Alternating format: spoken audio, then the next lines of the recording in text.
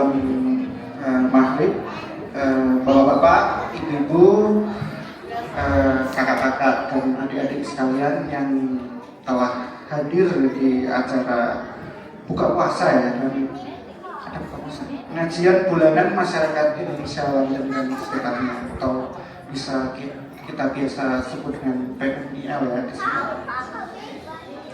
Tidak lupa kita ucapkan salam dan sholawat kepada junjungan besar kita Nabi Muhammad Sallallahu Alaihi Wasallam, kepada keluarganya dan juga pengikutnya hingga akhir zaman. Mendekati berbuka puasa ya, kita mulai di jam yang cukup mendekati buka puasa. Kita langsung ke pembacaan ayat suci Al-Quran oleh Mas Koko Prakoso dengan surat At-Taubah. Ayat suci Al-Quran untuk surat At-Taubah ayat 60. Saya cari dulu sebentar ya.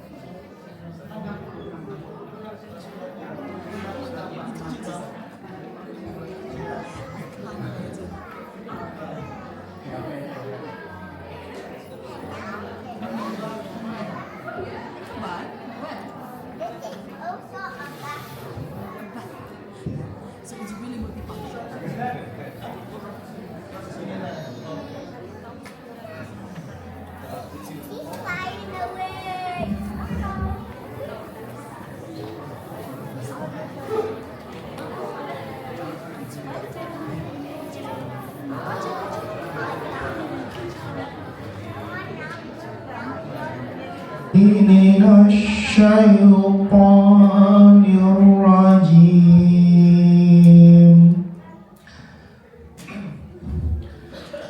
Bismillahirrahmanirrahim.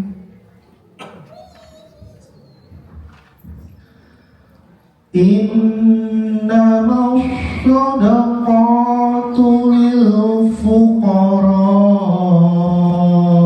wal masakin wal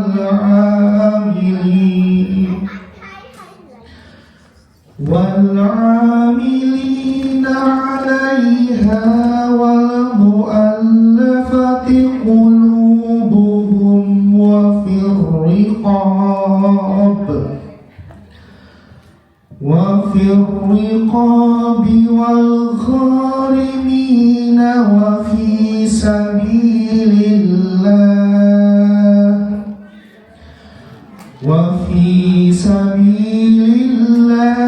wa ibnis sabil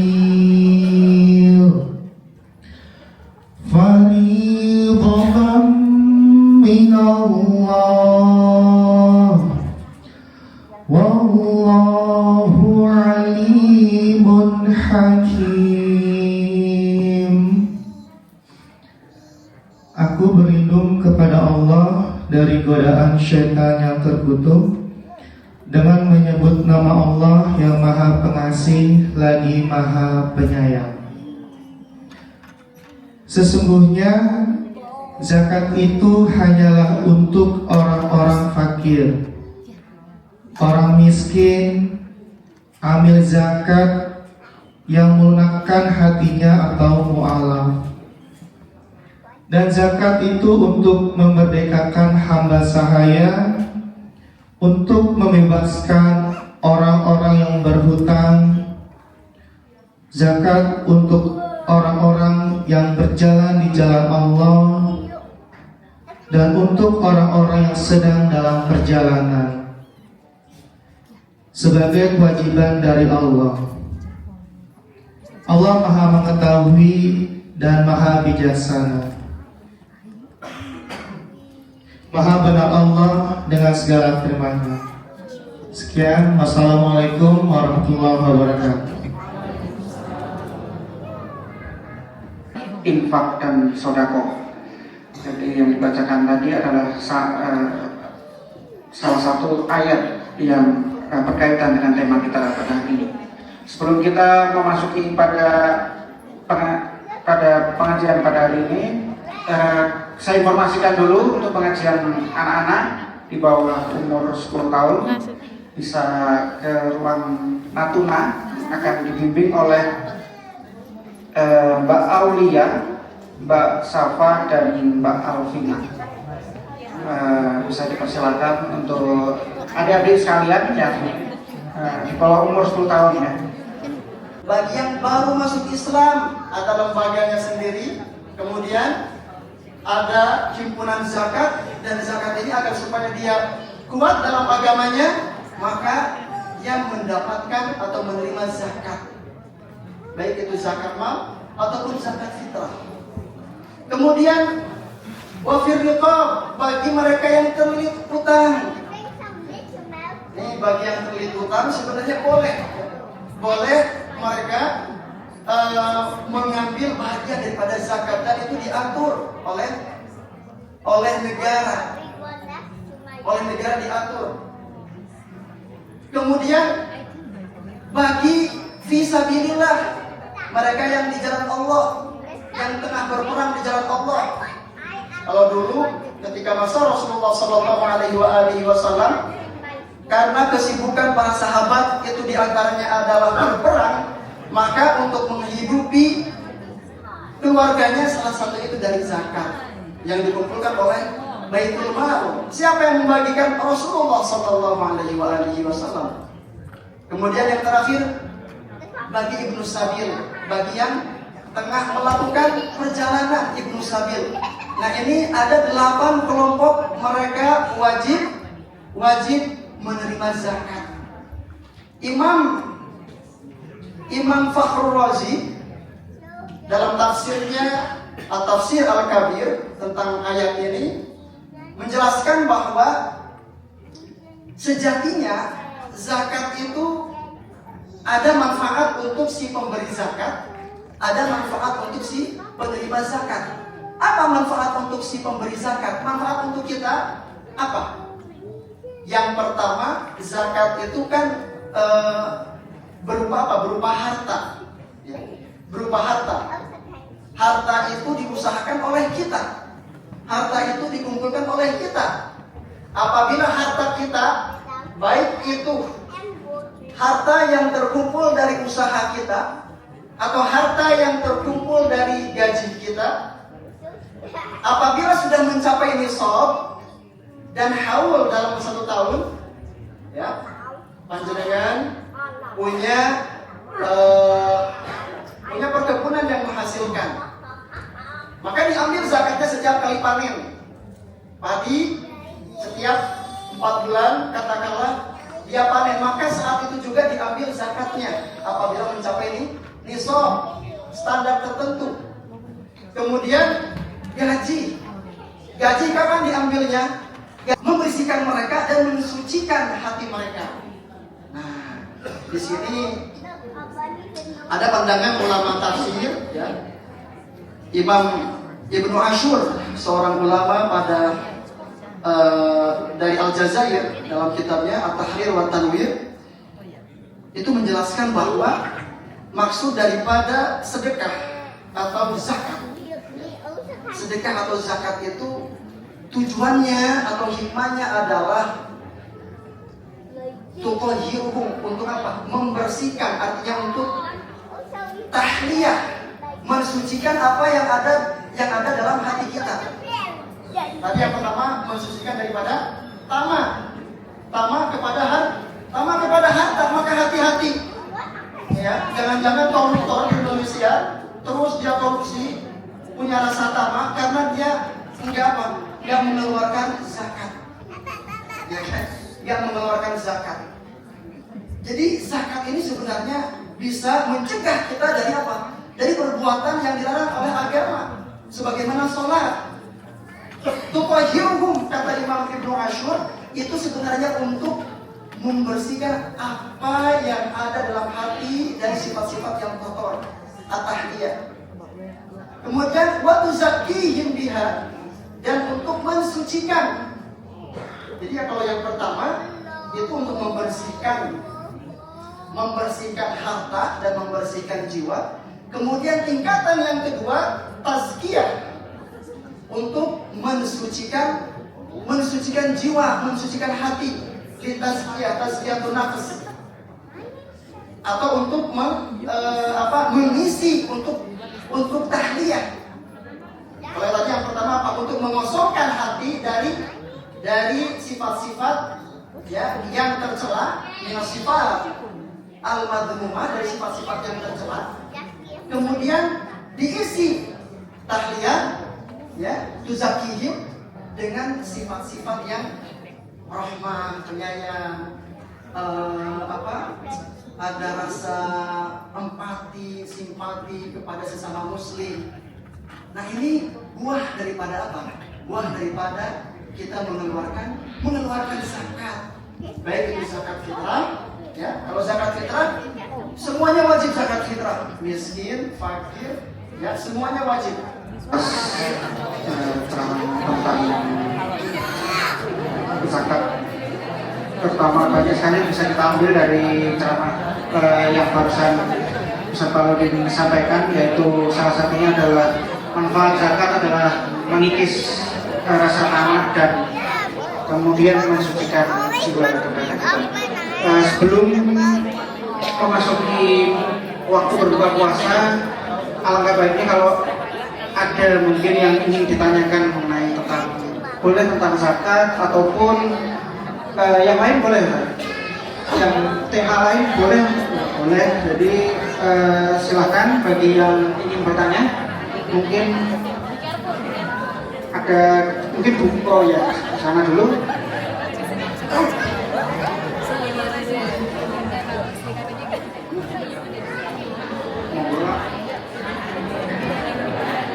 Assalamualaikum warahmatullahi wabarakatuh. Pak Ustaz, saya pertanyaannya sih ringan-ringan, karena kita udah berat seharian, jadi ya ringan aja, efisiensi juga.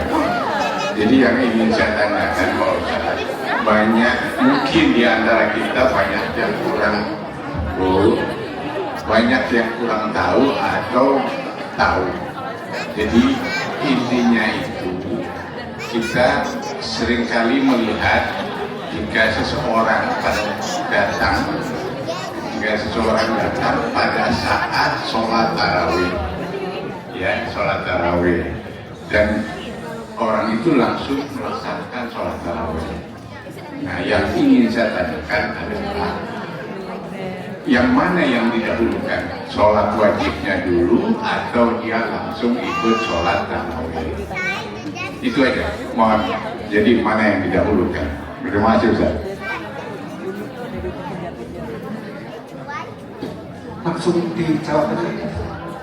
Mana yang lebih dulu, tarawih dulu atau sholat isya dulu? Langsung saja kepada jawabannya. Tentu yang wajib dulu ya. Jadi kalau umpamanya ada yang masbuk, ya, jamaah sudah tarawih, maka kita boleh mengikuti jamaahnya, akan tetapi kita niat sholat isya. Karena dalam itu boleh kita ikhtilaf niat, boleh berbeda niat antara imam dengan makmum. Imam sholat sunnah, kita kemudian sholat wajib, kita mengambil pahala jamaahnya. Gitu ya, Pak ya. Terima kasih Pak. Bapak Duta Besar dan Ibu Wakil Dubes, terima kasih atas segala waktunya. Insya Allah kita ketemu lagi di lain kesempatan. insya Allah ya. Insya Allah ketemu di Idul Fitri semuanya ya. Amin, Allahumma amin. Terima kasih. Barakallahu fikum wa jazakumullah ahsanal jaza. Mohon maaf apabila ada kekurangan dan kesalahan dan kekhilafan. Wabillahi taufiq wal hidayah wa ridha wal inayah. Wassalamualaikum warahmatullahi wabarakatuh. Terima kasih Ustaz Farudin atas ceramahnya. Berhubung tinggal 1 menit lagi, sebelumnya saya akan mengarahkan sedikit pengumuman bahwa buka puasa untuk minggu kedua atau minggu depan kalau Selasa ya. Kalau begitu kita pending dulu pengumuman karena Selasa. Jadi silakan Mas Kavi sebagai muadzin.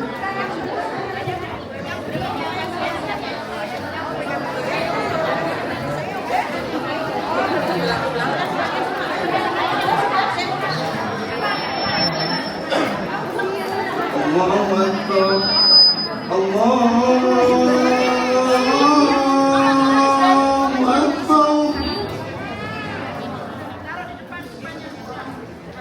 Allahu Akbar.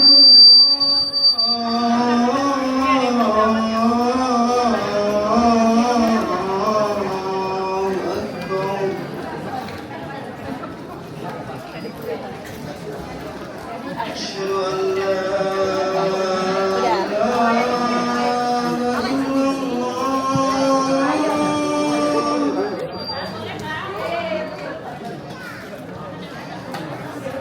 أشهد أن لا إله إلا الله.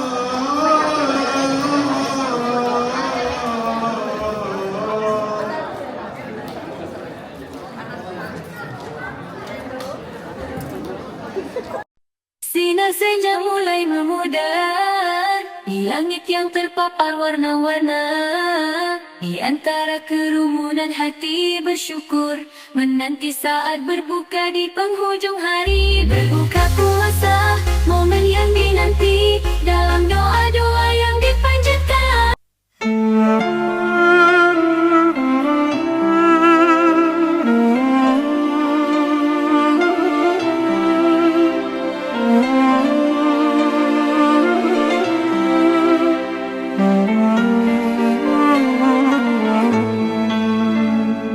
يا نور الهلال أقبل تعال فالشوق طال والقلب سما نحو السماء مترنما